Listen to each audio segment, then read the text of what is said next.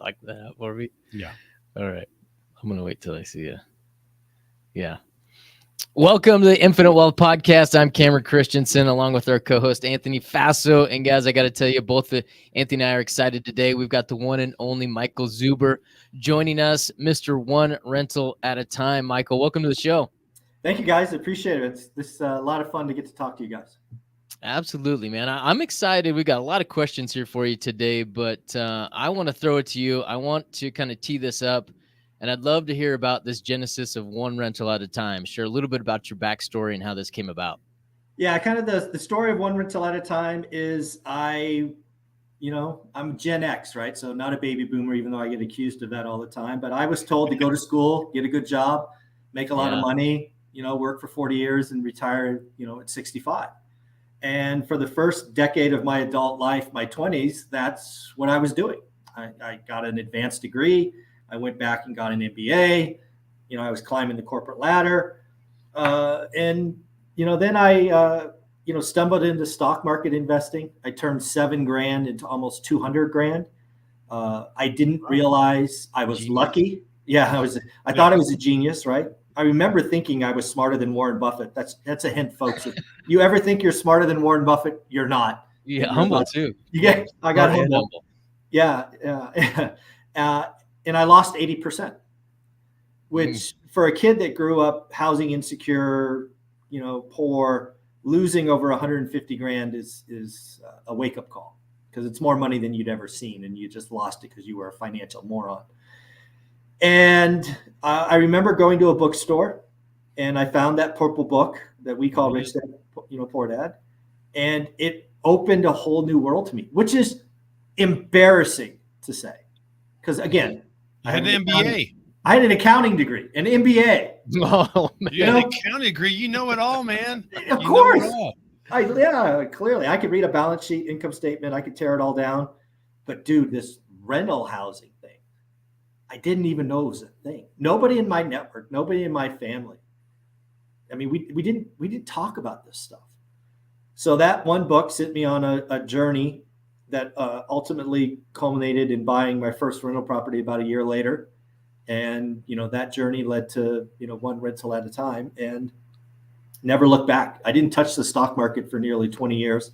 I just got good at one thing, and that was, buying rental properties. And again, we started, and I just looked it up, the first house before the show started, December 11th, 2002 was when we bought our first property, 1818 Norris Drive East in Fresno, California. So yeah, been a while. Now, Michael, one thing I always find interesting, if you look at how many books were sold of Rich Dad, Poor Dad, but then there's so many people who read it, but they never put it into action. So what was it with you? I mean, you knew it all. I mean, if your accountants know it all, right, Cameron? Oh, man. Right?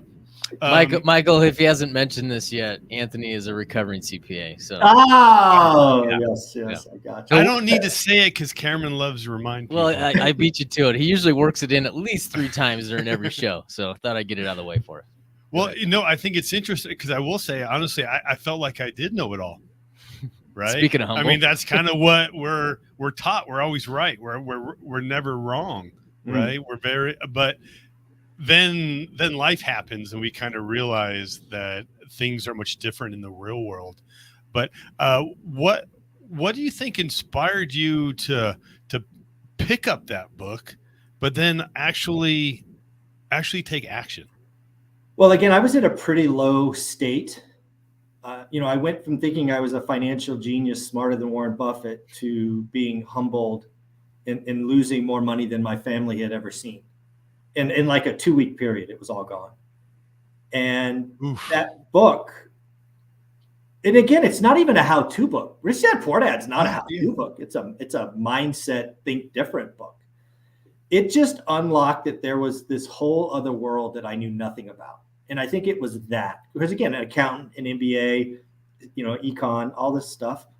But this whole real estate thing was new to me, and it made sense. I could physically touch it. Real estate, unlike stocks, is imperfect. you can find and create value. There are motivated sellers. There are seller financing. There are tax advantages like depreciation. There's all of these things that once you dig in, you're like, wow, this is going to be my thing. So yeah, it just was the unlock. And then why a lot of people don't take action. I don't think they believe in themselves. I think there's a lot of people that don't believe in themselves, and so they don't even try, which is sad to say. No, that is sad. I agree with you. Man, I've been coaching my daughter's volleyball team, and that's one of the just the things I've loved so far as being a father, man, is giving these kids some of that confidence, right, to do things that they're not familiar with or they don't know how.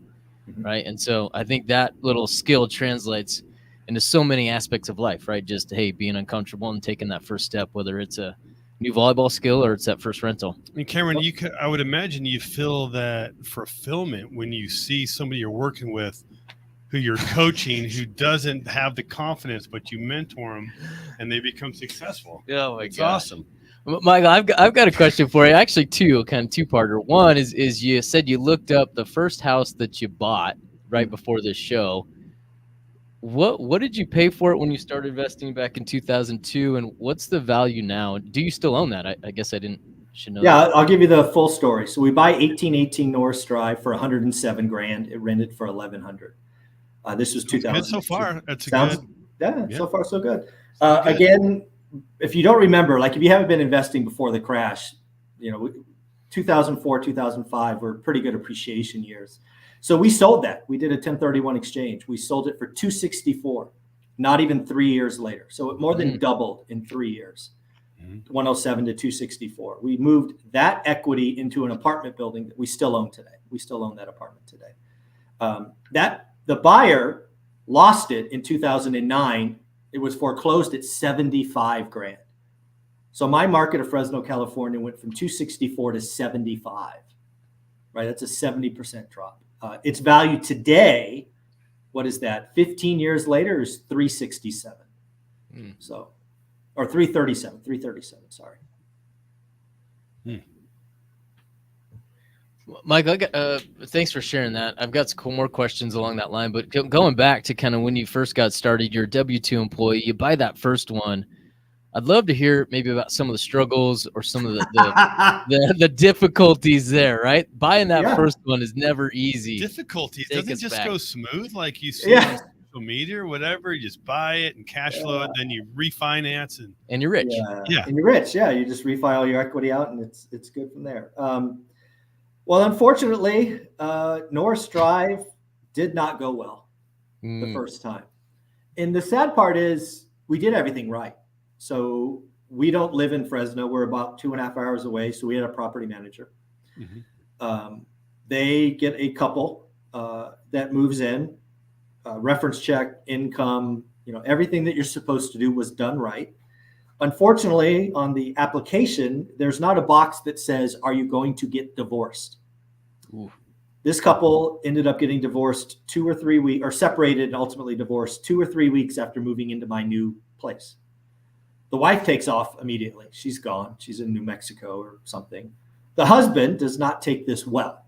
He quits going to work, loses his job, and near as I can tell, becomes a professional alcoholic. Oh. And because I'm in California, it took me 3 months to get him out. And so no rent, we got the first month and a deposit when they moved in, never saw another dime. We spent $1,000 on an attorney to get him out. We lost 3 months rent. And as a how do you do, he destroyed the house to the tune of $15,000 after he left. So that's my first story. And again, remember that this is right after I lost my ass in the stock market. Yeah. So I remember walking into that house already defeated. And again, my wife, my better half, Olivia, she was clearly not happy, but she asked, did we do anything wrong? And we really didn't. It's just a bad set of events. So she said, let's try it one more time. So we cleaned it up. We did the repairs. We moved another tenant in. And thankfully, that tenant never missed a rent payment, never had a repair issue until we sold that property, 2.5 years later. But yeah, dude, again, I don't know the city. I've never been there. I almost gave up before we got started, frankly. Well, honestly, it's great for your supportive wife to say, let's do it one more time. And it's so thankful you got a good tenant in there, because if you would have had a similar tenant, you'd probably be still maxing out your 401k at your job. No, I would still be working. There's no question. If that second tenant had been anything but just perfect, there's a good chance that one rental at a time doesn't exist. We sell it, we probably take a loss. It's also good that happened so long ago, because if it happened now, from what I hear, that professional alcoholic could be there for a year. Certainly during the pandemic, Yeah. Evictions are back down to about 3 months again. So we're back to normal, at least seemingly normal. Michael, what was your W-2 job? What type of kind of time commitment did that look like at the time? Oh man, I was a enterprise software sales rep. I ran teams. So in the beginning, I ran the US and then ultimately ran the world. So it was not uncommon for me to take off on a Sunday and not come home till Friday. So I had a very demanding job, often 3 cities, sometimes 3 countries in a week. I did 1 million miles, over 100 nights at hotels. It was a very demanding day job. Now, how were you able to still learn about real estate and invest with such a demanding job? I broke it down to being very simple and focused. I spent 20 minutes a day. I have something called a buy box, which is just a set of criteria that you put on a realtor.com, Redfin, whatever you want. And you just look at that little set of criteria every day. And when a deal came by, that was a great deal, we jumped on it. And I was hyper focused.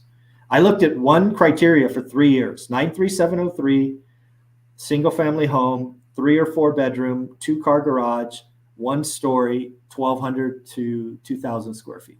That's all I looked at. Fresno's a massive market. I looked at that one little, postage size stamp for 3 years, and that's all I bought. Why is that important to have such a specific buy box? Well, in the beginning, I think real estate investing is a skill. It's kind of like golf. If you've ever tried to pick up the game of golf, it's really awkward until you go to the driving range a lot, and then your swing gets better.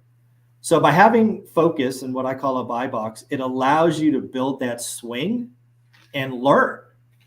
So by having a very focused buy box for 3 years, I knew that buy box better than any other human being on the planet. And I never lived in Fresno. But because I looked every day for 3 years straight, I knew when something was mispriced, or I knew when there was value to be had. And I could react faster than anybody else. So I think a buy box is everything, certainly for new investors. Now, I look at, all of Fresno, but you can't start there. You got to start small and build from there, in my opinion. Speaking of building, what kind of pace did you go at, Michael? Right, when you're looking at houses, you started with 1, and what did the second, third, fourth, fifth look like? So we got to 8 houses by 2006. So what's that, 4 years? We did basically 1 every 6 months, 7 months. And then the market was wacky, as we talked about with Norris Drive. So we 1031 all of our houses, and we moved to 80 units. So we went from 8 to 80 units in about a 9-month window. No new capital, right? It was all equity. And then the crash happened, and we bought the whole way down. We went from 80 to probably 150 by 2011, 12. Then Wall Street showed up and they started changing the game. So we've done deals every year, but we really had 2 growth spurts, one in 06 with the 1031, and we did a lot of buying in 11 and 12. Did I hear that right? Single family, switched to apartments, and then went back on kind of the downswing. Is that right? Yeah. So we're about 50-50 house, residential and commercial. If you look at our portfolio. What was the factor? What was the driving force between 1035 and from single family over to apartments? Just better yield, better return on cash. It wasn't even close. You couldn't cash flow $264,000 home on 1,100 rent. It just doesn't work. But you can cash flow a 10-unit building at 50% LTV all day long. So now, your stance is, in the name, one rental at a time, but you kind of hear some others, like I recently heard Grant Cardone saying, don't even buy a house. You need to invest in a fund, particularly maybe his fund. Yeah. Right. But it's funny how that goes. Yeah. Mm-hmm. But I mean, a lot of times people are like, I want to go fast. I want a multifamily. And then maybe they skip to syndications or. Yeah. So bigger is better sometimes, right? Bigger is better sometimes. Now, I get it. It's a sales pitch, right? One roof, one this, one that, blah, blah, blah. None of that means a hill of beans. It's all about the best yield. I'm going to buy whatever the best return on capital. I want to buy the asset that gives me the highest return. It's not about unit count. I don't care what Grant says. It's about the return on capital. The other thing I'll say is the bigger the name, the lower the return. It's just how it works, right? Mm-hmm. And then lastly, I think most people fundamentally change their life and probably next generation's life with only 4 rental properties. You don't need hundreds. I've known people to be financially free and quit their jobs at 10, 12, 16 units. You don't need hundreds. It's just BS social media nonsense. Why do you say 4? What? It's just math, right? I think if you buy 4 properties anywhere in the country over the course of 30 years, that's going to be over $1 million, probably over $1.5 million. If you have your tenants paid off over 30 years, your retirement is fundamentally life-changing. It's just, 1's not enough and you don't need 10. Yeah. 4 is just a nice, I think. And again, part of my one rental at a time story is I want everybody to know it's possible. Everybody can, if they want, get 4 rental properties in the space of a decade. If you just do that, by the time you're 65, life's good. And I love that sentiment, right? We talk to a lot of people that are typically a W-2 job. They're not happy with it. They're looking for something, right? Real estate to be that savior to get them out of it. Mm-hmm. But they're just in pure panic mode, right? They feel like they're behind, like everybody else is so far ahead. And man, I love the message behind one rental at a time, right? 1 every 6 months, 2 or 3 a year, right? And just kind of stay the course. Yeah. And man, yeah, I appreciate that. What else would you go ahead? No, I just want people to know I actually think the wealth, right? Building wealth is a very simple process. It's only 3 steps. Step 1, you have to create and grow disposable or discretionary income, whatever you want to call it. At the end of the month, whatever money is left over that you theoretically can light on fire and nothing changes in your life, you need more of that. That cash becomes the seeds to buy assets, and then you hold the assets. So step 2 is you got to become great at one thing. I hate the idea of I'm going to do this and that and this and that. You never get good at anything, let alone great. I got great at buying single family homes in my buy box, and because I did, and I was focused, I found all the great deals. I got 8 of them, and then we moved on from there. And then the magic of number 3 is 10 years. If you can do step 1 and step 2 for 10 years, your chances of becoming wealthy are outstanding. It's that simple. And you're going to be alive in 10 years anyway, so, invest like it. What about today, man? Is right? You look at kind of the current market today. We've got high prices, high rates, right? Is buying kind of a cash flowing rental property a probability or likelihood for a lot of people right now? Absolutely is. And I would tell you the real estate market today is better than it's been in the last 2 years. What do I mean by that? It's finally not a stupid seller's market. The whole key to this real estate investing game is finding somebody who needs to sell. Not wants to sell, needs to sell. They have a problem that selling this thing will fix. And if you can find something that needs a little work, a little love, your chances of finding a motivated seller today are 100 times better than last year. And in another 6 months, it'll be 1,000 times easier to find a motivated seller. It's never easy. They don't just raise their hand. So you have to take your shot. You have to do the work. But, I I like buying from motivated sellers, and it's getting easier and easier. Simply change your criteria to days on market. In my market, I don't even look at anything unless it's 30 days or older. It's just the game. The game is the game. It takes work. It takes discipline.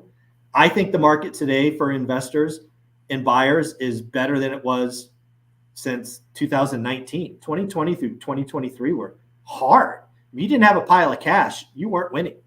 Yeah. But now inventory's building. The ugly stuff is sitting. The places that are taking pictures on their iPhones sitting. Agents not doing their job. I think the time's only getting better. You mentioned markets a few times, one being Fresno, and then just now you mentioned markets. Any advice on somebody? How do you find a market? Does it have to be local? Can it be across the country? It depends on where you are. Like if you're learning, like you're doing the whole golf thing, right? You're just taking reps. It is far easier to learn in your backyard because you can see it, you can touch it, you can meet people. So you can learn in your backyard. My story we didn't cover it earlier. I talked about buying in Fresno in 2002. I spent a year trying to buy in the Bay Area, which is where we live, because all the books said, buy 30 minutes from home. So I tried for a year and it didn't work. So now that I had the skill and the knowledge, I took that to a new market and we bought Norris Drive in 60 days because I had the skill. So if you're learning, if that's where you are, you're in the learning, the repetition phase, learn in your backyard. I'm not saying buy in your backyard, but learn the skill in your backyard. And then I think the missing piece when you think about going out of state or out of area is you have to find trusted boots on the ground that you're not paying, right? Your property manager, your real estate agents, the inspectors, they're all going to whisper the most rosy story to you. You need somebody that's going to tell you the cold, hard truth. You need somebody that's going to, drive by on a weekend because you just, you got the heebie-jeebies and, all of that. So you got to have trusted boots on the ground or don't go there. Now, we've talked a lot about, and I think a lot of our listeners are currently have a W-2. And either some really enjoy it and some want to get out. Yeah. What are some advice would you give somebody who's on that ledge there? Well, the first thing I would do is I would ask you to change your orientation. A lot of people that I talk to, and I see them just like you guys, they hate their job. They come up, they shake my hand, I hate my job. I would tell you to change your orientation. Treat your job not like a prison, but the key to your financial future. If you realize that you can be out of your job in 10 years or less, it gets a lot easier to show up. And oh, by the way, part of getting rich is increasing disposable income. So be good at your job. Get a raise, get a bonus, change careers. Your job is the key to financial freedom. Most people, I think Ed Mylett said this, 90% of people are not entrepreneurs. I'm not an entrepreneur. I'm an employee. I was raised that way. I'm wired that way. Some people are entrepreneurs, not me. So again, W-2 employees, realize your job is that key. And if you just change your orientation, I think it gets better. Man, I love that sentiment again, right? Is that, again, we've talked to people that are in that W-2 job and they almost disqualify themselves before even trying, right? They're like, well, I can't do that. I'm not that guy, right? That guy's got all the entrepreneur skill set and charisma and everything else. And they're almost just mentally kind of locked into that spot. So, man, I appreciate you sharing that. You don't hear that very often of somebody in your position saying, listen, I'm not an entrepreneur. I'm just a W-2 guy, man. Show me the rules. Let me go play by him, and then I'll be successful. Yep. Yeah. And again, folks, if you really just change don't say you hate your job. You say something like, I'm going to be out of here in 10 years, and then just bust your ass working for it. The sacrifice is worth it. The juice is worth the squeeze.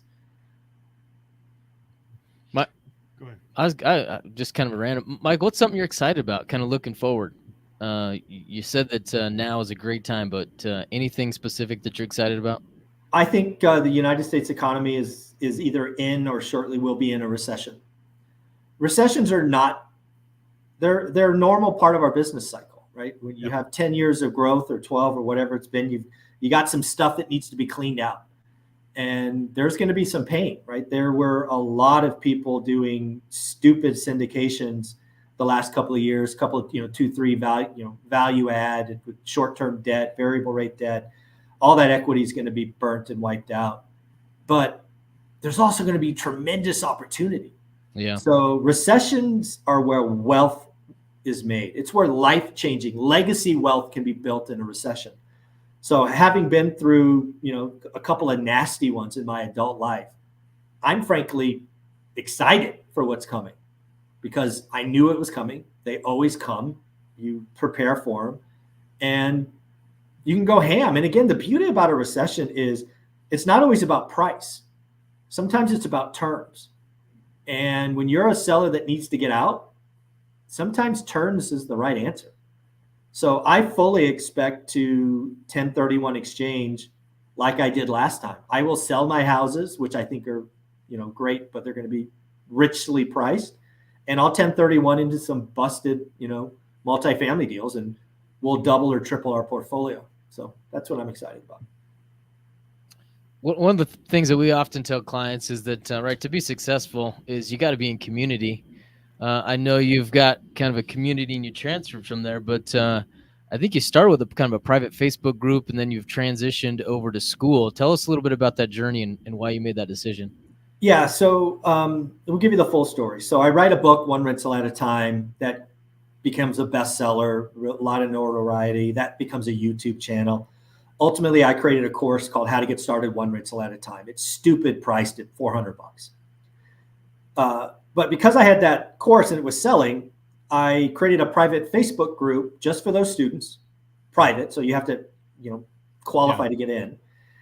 The reason I created it is because I just wanted like a place to have FAQs, frequently asked questions. That was my brainchild. Mm-hmm. Little did I know that, now nearly 2,000 students are in there. It has become a very active community, networking, accountability groups. I barely post in there anymore. It's just grown into this own momentum, right? It's this amazing vortex. But about 6 months ago, I was trying to share some important things about the economy and the market. And I realized that my reach as the owner of the freaking community was highly limited. I would put out something that I wanted everyone to see, and less than 10% of my students saw it. And that's unacceptable. So again, the community's not going anywhere. But when I need to communicate with my community, it wasn't letting me do that. So I decided to try to create an online community where I can control and have absolute reach. And that led me to school. So now I have a school community. It's only a few weeks old. It's almost 200 folks. I do charge a measly $20 a month because I want you committed, right? You pay attention. Yeah. But the reason I like school is my reach. Like when I put something out, everybody sees it. Second, it allows me to do these calendar links where I can now do live streams with just my students. And I could bring in other millionaires and they can ask questions. So I'm basically taking all of my millionaires and my students and allowing them to interact and ask deeper questions. And then, you could put courses there. So I have a $1,000 boot camp course that I gave away for free in the school community. So school, I expect the school community to be, 1,000 plus folks, hopefully in a year or so. And, I hope there's a time where every day there's something happening in the school community. I mean, I want to see the calendar full up. And I don't expect anybody to do every event, but that's the beauty of what we're building here is maybe you want to be out-of-state landlord. Great. I got a guy for that. Maybe you want to do, syndications. Great. I got a guy for that. It's just a more flexible platform. And as the owner, I have absolute reach. So that's why I went from private to school. Well, why is it important to be in a community? Oh, it's everything. And I unfortunately didn't get that for 5 years, right? I was the guy traveling the world. I tried to do everything myself, and it's hard. It's exhausting. Being in a community, just sharing what's going on in real life, and you get the lessons, you get to learn, you could get support. It's just good to be around people going the same direction. I actually have a saying that I talk about all the time. You've got to fire your friends. And I forget who put this out there. Yeah. Sorry, Cam. Sorry, buddy. If you want to get 6-pack abs, we'll be around guys that got 6-pack abs. You'll probably be the 6th. If you want to be a millionaire, get around millionaires. If you want to be a marathon runner, be around marathon runners. You are your circle. So the reason I say fire your friends is if a lot of people come to real estate investing, they're the oddball in their group, right? They're that one person that wants to grow and be better where everybody else is comfortable. If you don't get out of that group of those friends that are comfortable, they're going to pull you back. You're not going to change them. They're going to change you. So community is everything. And I didn't know that for a long time. That private Facebook community is the happiest place on the internet, right? People networking, asking questions, support, posting their wins. It's everything, man. It's pretty crazy. Awesome. Michael, if somebody's looking to kind of get to be a part of that community and or find more information, where can they go?